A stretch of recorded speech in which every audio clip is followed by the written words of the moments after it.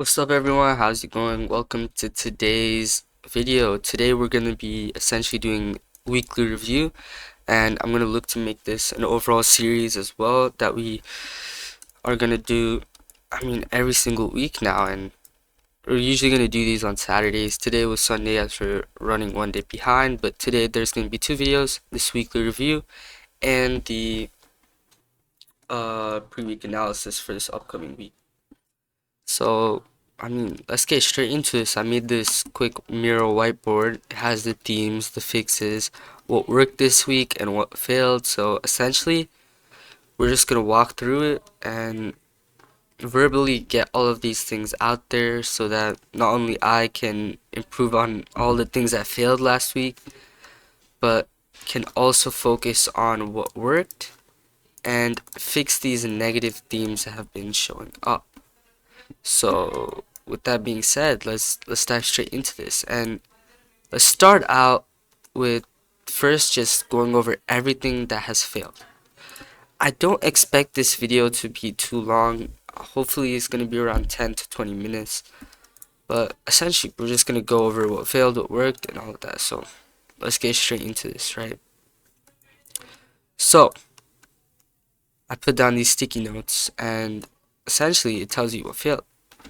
So we were attempting to reach beyond where there's liquidity on Bookmap. And just take a look, especially if there's liquidity preventing price from heading lower, higher, lower. So, just take a look at this bookmap, and I can show you an example, right? Say we're trying to go long here, and don't ask why, like, it's literally for no reason at all. Say we're just trying to go long here. Again, don't ask why. There's no reason to go long here unless you have some strategy that makes you go long. This is just for hypothetical purposes. But at this location, if you're going long here, where would your target be? In my eyes, it would probably be around this 6976.25 region.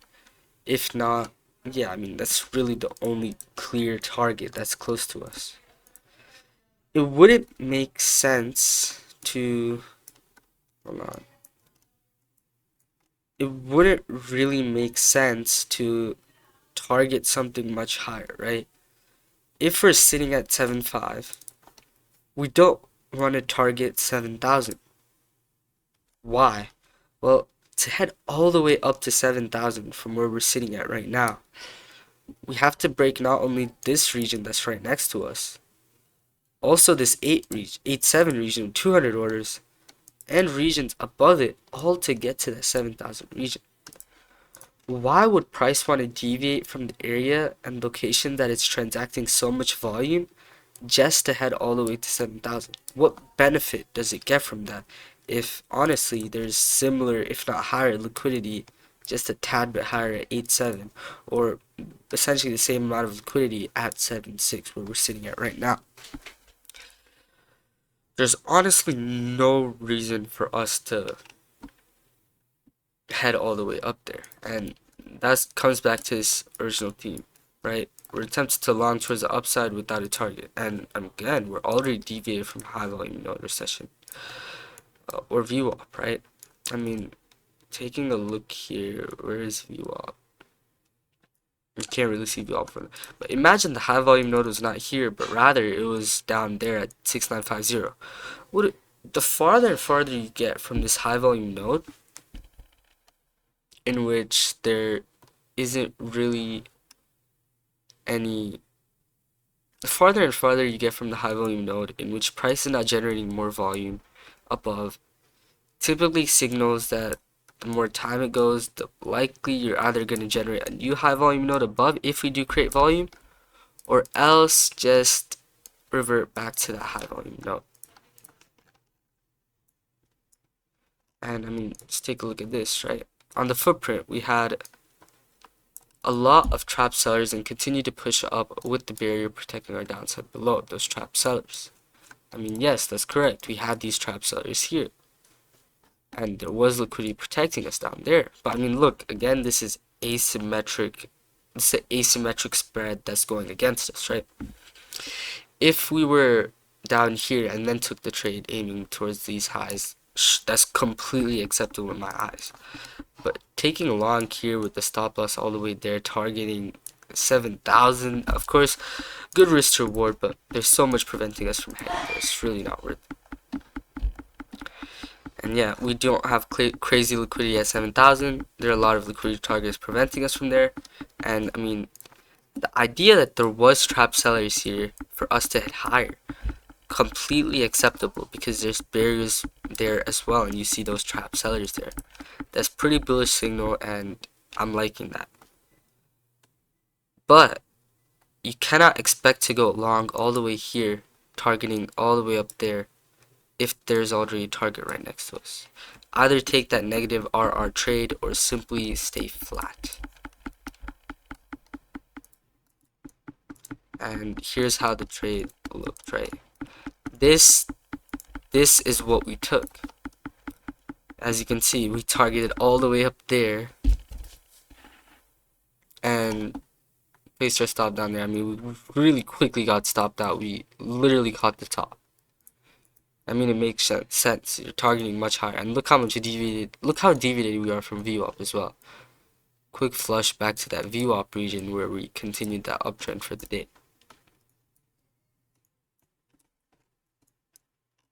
Now this, it's a negative RR trade, but the confluence and everything associated with it is correct, and thus this would have been way more acceptable than taking that trade. Right. Good. Now let's head on into the second thing that we're doing bad. The second thing is we're using good areas of interest to monitor reactions for entries, but then we're entering based off bad reactions, right? So imagine you have this level, or hold on, you have this level.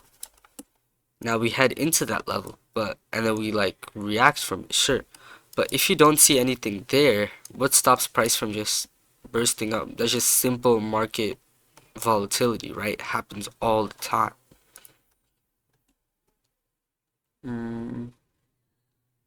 There's nothing that really stops us from doing that.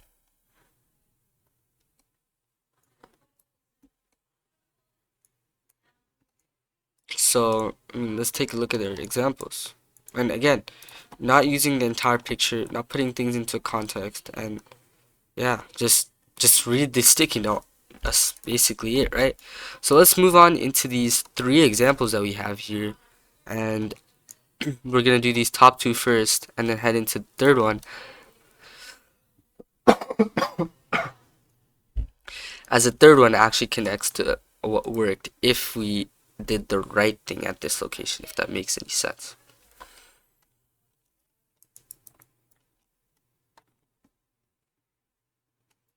Okay, so we saw a good barrier show up, signaling seller urgency close to the lower barrier. Correct. Yeah, because if you look at this book map, right, what do we see? We're heading down aggressively, seller icebergs, pretty bearish. Then we have this seller barrier show up.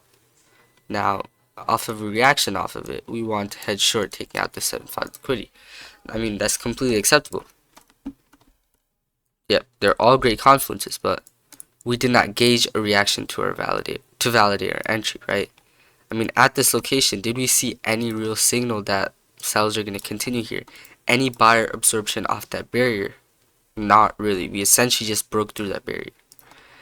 And as a result, it invalidated us. And in typical conditions, it would have invalidated us before we entered into the trade. But in this case, we took the trade and then were invalidated, all because we didn't wait for that initial reaction of that barrier. And in that case, we front ran instead of reacting, right? We were predicting the buyers not to be able to hold that region instead of reacting to buyers not being able to hold. And what I mean by that, we should have reacted to any buyer absorption that we saw there. instead of thinking that there will be buyer absorption in the future, because you can't really say that there's going to be buyer absorption in the future. You can't really predict that.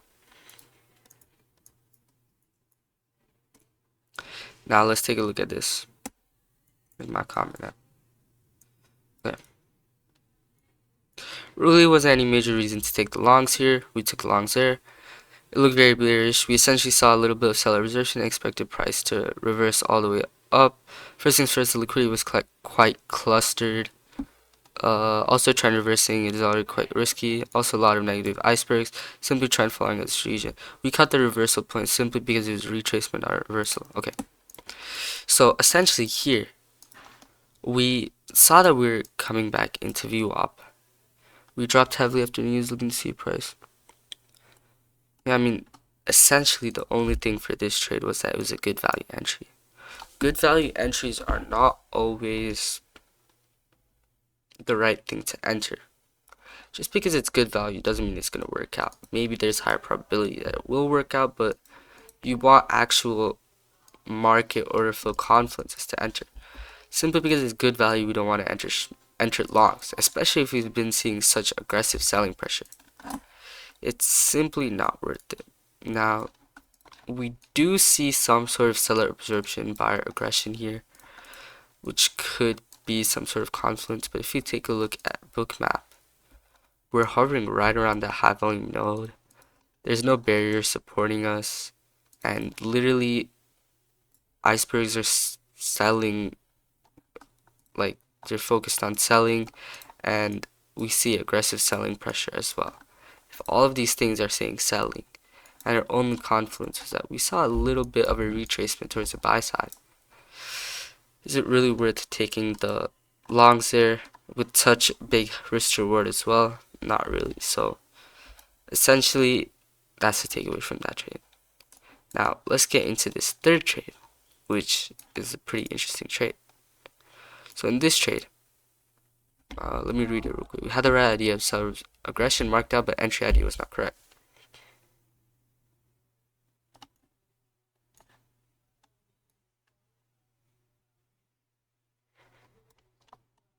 Okay, I get it. Okay.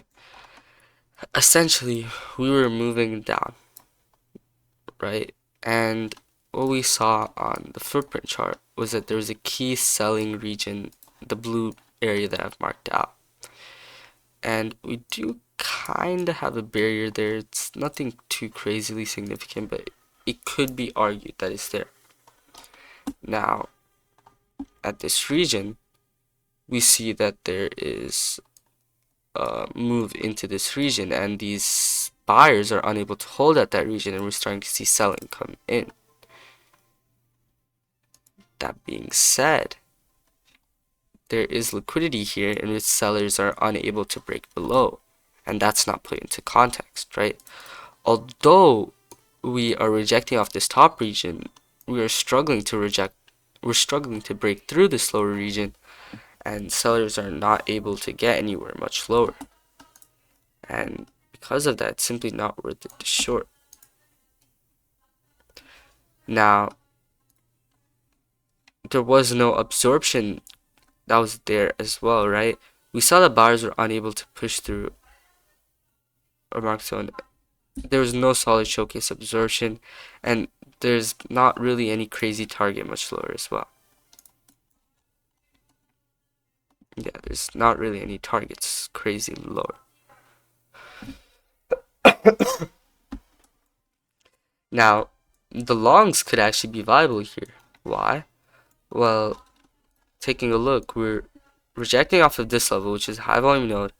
We're pushing up, and we see that we're seeing buyer urgency occur. Furthermore, our icebergs are positive, and once breaking through the top here, we see that sellers get absorbed, and we actually take that long later in the day, which happens to work out with the 1.61 risk to reward. And let's take a look at that, right? We push up, we break this region, right? And then we retrace into this area where there's clear selling, clear buying supporting barriers. And the spread, I mean, the spread is clearly asymmetric, providing a good risk to reward opportunity. And just like that, I mean, it worked out. And this ties along with this overall theme of creating intraday key levels using order flow data, which are these blue lines that we typically have marked out, and actually seeing the reaction with the context of all that's been happening in the session, right? We want to put it into the overall trend, where the high volume node of the session is, and where there's clear liquidity targets and barriers. We say we're in a complete downtrend. Just because there's a so-called level there, if sellers are continuing to show aggression here, and if we reject like this one time and there's no real buyer aggression there, then what stops us from continuing to head lower? Not much is stopping us from doing that, and thus I wouldn't really go for that crazily.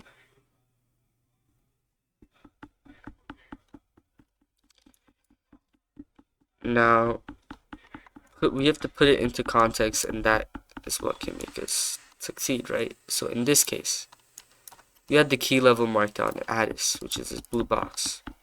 Buyers pushed up aggressively into that region, and what we saw is that buyers are struggling to push higher, and there's big buyers, but they were getting trapped.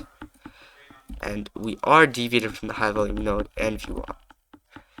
Then we start to see seller urgency as these sellers follow us downwards. As you can see, they follow us downwards,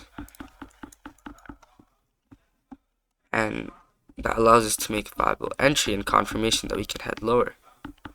That being said, our initial trade is break even because we broke through our confluence barrier, right?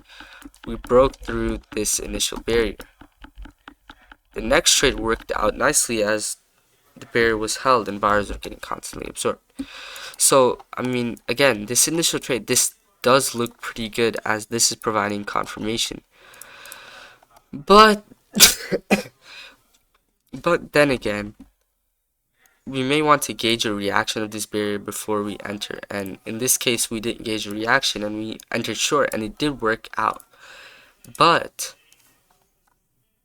we didn't see any absorption there, and buyers were able to break through it. Later on, though, hold on, I had that marked out.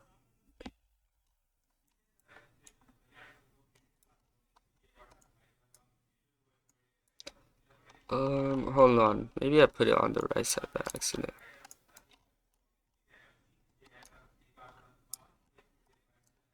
Okay.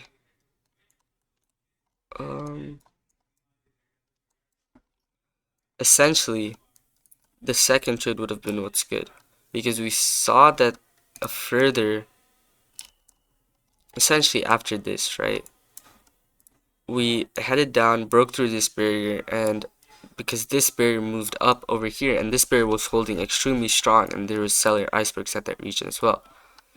Then at that region, buyers were constantly getting absorbed around that region, and we started to drop. That's when we entered, and with that entry, we were able to catch these shorts and capture exactly to our target, literally by that tick.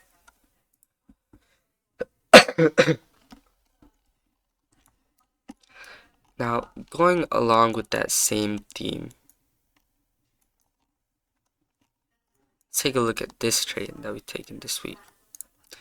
Essentially, we were very deviated from the session high volume node, which is all the way down here, and trapped buyers at the highs. We're seeing selling aggression come in, and there's not much preventing its downside. Like, it's a very simple type of trade, but it makes a lot of sense, right? Well, just take a look, right? The 7,000 region key psychological level, we're very deviated from our high volume node. We are attempting to push through, but we're struggling, and sellers are showing urgency to prevent price from heading to this region, and buyers are getting trapped.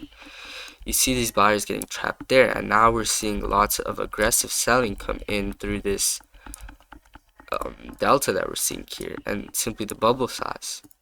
Aggressive selling is coming in after trapped buyers and there's not much preventing us to revert back to the mean and potentially even this 685 region, right? So taking that trade because of those trap buyers, we can capture this nice reversal point of that retracement and capture these shorts, which happen to work out. Now, we also have another theme of what's worked. Using loss of discretion, but using order flow data to do it. Just because it is out of our system, it can still abide by the overall principles of our strategy, right? And like, just because a barrier, we don't see anything crazy at that barrier, or it's not as significant on Bookmap. If we see a lot of buyer absorption with a clear reaction, we may still want to enter off of that. And in this case, we first saw aggressive selling after market open. Then after selling off, we see a really big passive seller coming in, which is right here, showing seller urgency. We had trapped sellers near the lows as like such, but we're unable to push lower. So hold on, I'll show you.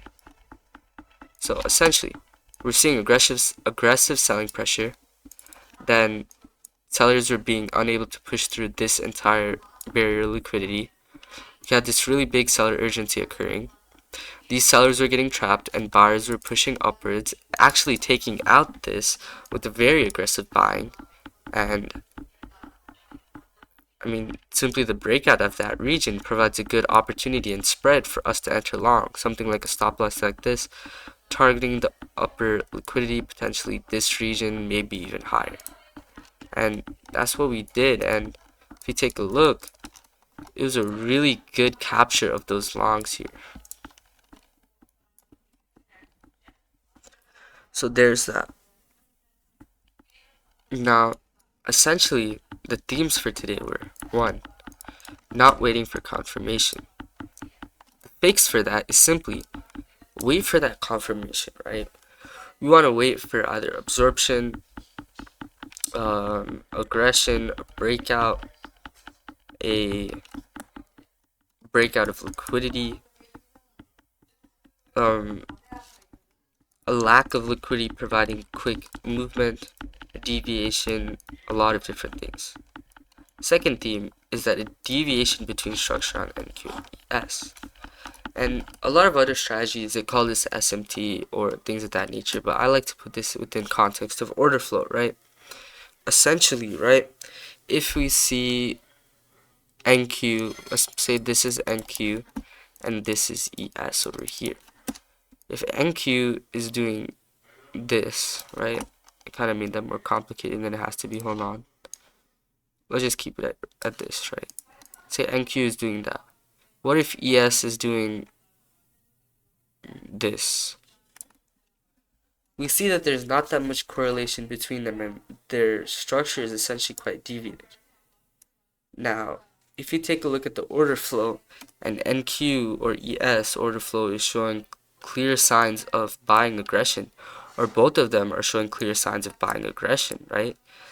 Like, say NQ's order flow is showing buying aggression, ES order flow is showing buying aggression, but ES structure is looking bearish. Then, what if we simply long this until we head into that bullish structure?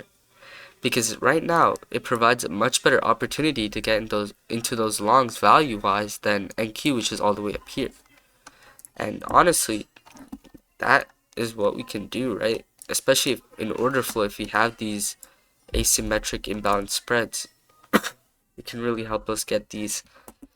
It can help us use a deviation to our advantage, and because I believe on Wednesday or Thursday we had a really deviated market between NQ and ES, which made trading quite difficult. But I mean, it would have made good opportunity if we utilize the deviation in our advantage. Now here, not having imbalance spreads. So that's like the example we saw above when we're trying to take longs really close to upper liquidity, like this, right? And imbalance spreads typically goes alongside RR, right? Typically when you have an imbalance spread, you have a really bad RR, risk to reward. And we typically want these high RRs simply to ensure that we typically want higher RRs to avoid our losses being much bigger than our wins. It depends on the strategy, but in our strategy, we want to keep our RRs similar to one region simply for consistency within our statistics. And look, expecting price to go much higher when the spread is imbalanced against us. Now, simple fix for that is ensuring that the spread is supporting, ensuring that that spread provides us a good risk to reward. Now, risk to reward doesn't really matter if your win rate provides profitability, but if you can align a higher RR with a higher win rate, that's really what you're looking for. It's very difficult to achieve though. And then finally, not putting previous liquidity behavior into play, not putting the market into context. Simple fix, remove the knots and put everything into context. Make each day's action like story and battle between buyers and sellers using order flow. And that's simply the best way I can put it, right? Think of each day as, think of it like you're playing a video game, right? Or, yeah, think of it like you're playing a video game. You're seeing this character, you're beating your friend at Fortnite, right? And you constantly beat your friend at Fortnite. But tomorrow, your friend is beating you, and say like you're on a similar skill level, right? On one day, you're beating your friend all the time. On the second day, your friend is beating you. But if you zoom in onto the second day, or I mean, let's do the first day where you're beating your friend, there's gonna be ups and downs to it, right? Of course.